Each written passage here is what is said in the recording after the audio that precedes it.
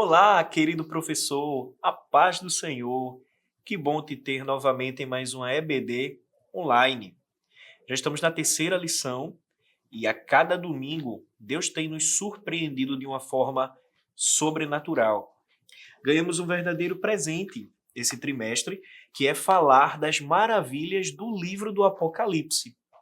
Um presente que também é um grande desafio para nós, até porque, como foi dito na primeira e na segunda aula, trata-se de um livro cheio de simbolismos, cheio de dificuldades de se interpretar, porém, não são dificuldades impossíveis. Pelo contrário. E é por isso que a cada domingo nós estamos juntos para assim fazer o possível para trazer algo especial ao teu coração, para que assim você transmita aos teus alunos, aos teus adolescentes juvenis da classe de 15 a 17 anos.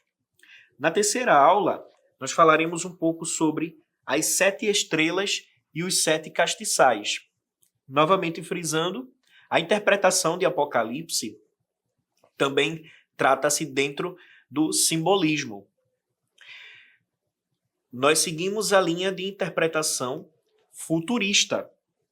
Porém, nós não descartamos que possuem também símbolos, alegorias, metáforas, figuras de linguagem que em Apocalipse nós precisamos interpretar bem para que assim nós não caiamos em algum erro de interpretação bíblica ou teológica. Quando nós falamos das 7 estrelas e dos 7 castiçais, isso é algo emblemático já no início do livro, não é? Na visão de João na ilha de Patmos. Apocalipse 1 e versículo 20, esse texto é crucial porque ele vai nortear toda a tua aula, professor. Que diz assim: o mistério das 7 estrelas que viste na minha destra e dos 7 castiçais de ouro. As 7 estrelas são os anjos das 7 igrejas e os 7 castiçais que vistes são as 7 igrejas. Então você já percebeu que essa lição nós falaremos sobre as 7 igrejas da Ásia, as quais Deus ele direcionou que o apóstolo João, quando estava exilado em Patmos, assim, escrevesse para elas, e não somente as 7 igrejas da Ásia, mas também da liderança. É necessário destacar para o seu aluno que quando a Bíblia fala de 7 estrelas, está se referindo aos anjos das 7 estrelas. Pode gerar uma dúvida. E ele te perguntar, professora, cada igreja tem um anjo específico? O anjo aqui está se referindo à liderança da igreja. Está se referindo ao pastor de cada igreja das 7 igrejas da Ásia. Justamente porque a palavra anjo ela vem da expressão angelos, que quer dizer mensageiro. E quem era o mensageiro dessas 7 igrejas, senão a própria liderança ou o próprio pastor dessas igrejas, não é?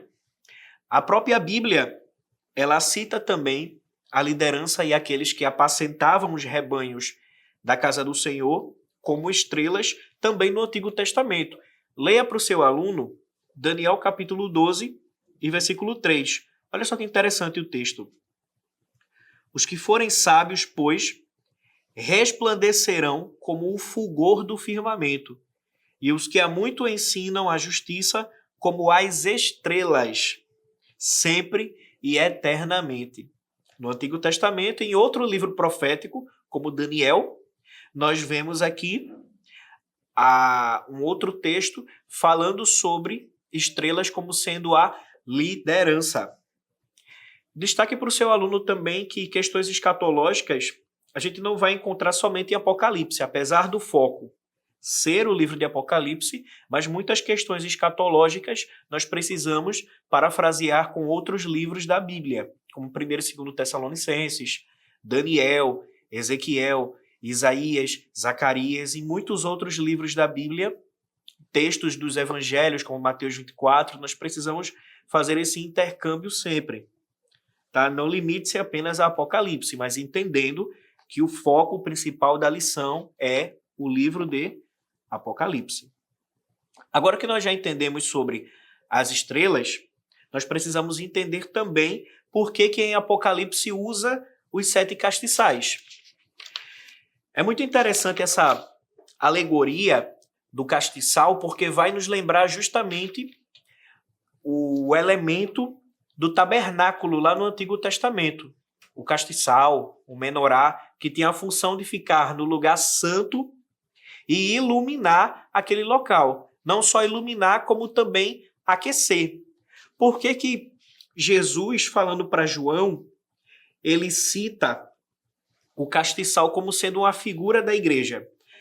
Leia para o seu aluno Mateus capítulo 5, versículos do 14 ao 16. Olha só o que Jesus disse para aqueles que o ouviam.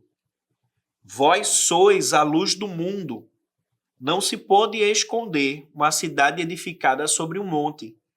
Nem se acende uma candeia e se coloca debaixo do alqueire, mas no velador, e dá luz a todos os que estão na casa. Assim, resplandeça a vossa luz diante dos homens, para que vejam as vossas boas obras e glorifiquem a vosso Pai que está nos céus. Então já deu para perceber o porquê da figura do castiçal como representando as 7 igrejas da Ásia. Como poderemos dizer que representa a nossa igreja também como um todo, de forma universal, a igreja uníssona de Jesus Cristo. A igreja ela precisa ser luz e precisa resplandecer. Das 7 igrejas, algumas resplandeciam a luz e outras não. E é por isso que, antes de falarmos de cada igreja, é necessário a gente entender a localização geográfica também e o contexto histórico e arqueológico de cada igreja. Nós estamos falando de igrejas que se concentravam na região da Ásia Menor, ou seja, aquela região do crescente fértil, porém indo mais adiante, banhado ali pelo mar Mediterrâneo, pelo mar Egeu. Nós temos uma localização e o comentarista da lição, ele chega a afirmar que havia uma distância de cidade para cidade e que a arqueologia encontrou essas cidades. Hoje nós encontramos as ruínas arqueológicas. Elas podem não existir da mesma forma que existiam na época, porém, a arqueologia encontrou essas cidades. Frise isso para o seu adolescente. É sempre bom trazer essas informações quando a arqueologia comprova, não que a nossa fé ela vai estar baseada somente no que é achado pela arqueologia, porém, é uma resposta. Porque os teus adolescentes, essa faixa etária de 15 a 17 anos, a maioria esmagadora estão no ensino médio. E estão sendo bombardeados por professores céticos que vão tentar utilizar a ciência secular para encucar na cabeça do teu aluno que a Bíblia é mentirosa. E é muito bom quando a gente possui um respaldo de uma outra ciência, como a arqueologia, para assim provar historicamente a existência de cidades citadas pela Bíblia Sagrada. Então, após isso, se você tiver acesso a um quadro, escreva para o teu aluno o nome dessas 7 cidades e dessas 7 igrejas, e assim peça para cada um ir lendo de forma diferente. Se tiver mais de 7 alunos, também não tem problema. Você pode utilizá-los na leitura de outros textos. É interessante que a tua aula não seja um monólogo, onde somente você fale, mas que você dê a vez também para que os alunos leiam, se sintam integrados nessa interação pedagógica, não é? Quando a gente fala das 7 igrejas, a primeira citada é a igreja que se concentrava na cidade de Éfeso. E aí lembre para o teu aluno que existe uma carta do apóstolo Paulo justamente a essa igreja, Efésios, que foi escrito muito antes. Lembre para o teu aluno que Efésios ela foi uma igreja diferente. Uma igreja que era exemplo. Paulo muito elogiou a igreja em Éfeso. Porém, é interessante o texto que diz em Apocalipse 2, do 4 ao 5. Olha só o que diz. Tenho, porém, contra ti que deixaste o teu primeiro amor. Lembra-te, pois, de onde caíste e arrepende-te, e pratica as primeiras obras. Quando não, brevemente a ti virei e tirarei do seu lugar o teu castiçal, se não te arrependeres. Éfeso era aquela igreja que começou bem, porém não guardou aquela chama espiritual. Por isso, a figura do castiçal também, o castiçal tinha fogo e tinha azeite como símbolo do Espírito Santo, algo que a igreja tem atualmente também. Éfeso não guardou aquela chama espiritual, deixou o seu primeiro amor, mas há uma promessa ali dizendo: Éfeso, lembra-te aonde caíste e arrepende-te. Aplique isso também para o teu aluno, pegue a figura de cada igreja e faça uma aplicação. Conheça o contexto dos teus alunos, o contexto espiritual de cada um, que essa relação professor e aluno não concentre-se apenas naquele momento, mas tente entender um pouquinho o contexto de cada um, porque cada aluno teu age de determinada forma. Use isso e aplique de forma espiritual, de que muitos adolescentes às vezes começam bem, animados, porém a constância espiritual é o diferencial. Depois de Éfeso, cite a igreja de Esmirna também. Tem um texto interessante em Apocalipse 2 e 10, quando ele fala sobre a igreja de Esmirna. Nada temais das coisas que hás de padecer. Eis que o diabo lançará alguns de vós na prisão, para que sejais tentados, e tereis uma tribulação de 10 dias. Sê fiel até a morte, e dar-te-ei a coroa da vida. A cidade de Esmirna era considerada uma espécie de patrimônio no mundo antigo, conhecida como cidade perfume. Possivelmente uma das cidades mais belas que o mundo antigo já pôde contemplar. Porém, era uma cidade inteiramente mergulhada na idolatria, na feitiçaria. A adoração à deusa Afrodite era algo muito comum nessa cidade. Porém, há uma promessa que diz assim: sejam fiéis, mesmo baseado em todo o contexto de idolatria da cidade, mas sejam fiéis, e a coroa da vida vocês possuirão. A próxima igreja, a igreja de Pérgamo. E Pérgamo é interessante porque dentro do contexto histórico da cidade, cite para o teu aluno que o material aonde se usavam para escrever vinha dessa cidade, que era justamente o pergaminho, que vem da cidade de Pérgamo. Hoje nós temos a Bíblia em forma brochura, dessa forma, né, com a capa, papel, mas isso não existia no mundo antigo. Todo o material de escrita do mundo antigo vinha do que nós chamamos de pergaminho. E a principal sede, uma das principais sedes de onde se saiu o pergaminho, era justamente a cidade de Pérgamo. Então era uma cidade comercialmente muito rica. Porém, olha só o que a Bíblia diz. Versículo 16 e 17, sobre a igreja que estava em Pérgamo. Arrepende-te, pois, quando não, em breve virei a ti, e contra eles batalharei com a espada da minha boca. Quem tem ouvidos, ouça o que o Espírito diz às igrejas. Ao que vencer, darei eu a comer do maná escondido, e dar-lhe-ei uma pedra branca, e na pedra um novo nome escrito, o qual ninguém conhece, senão aquele que o recebe. Na cidade de Pérgamo havia o comércio também,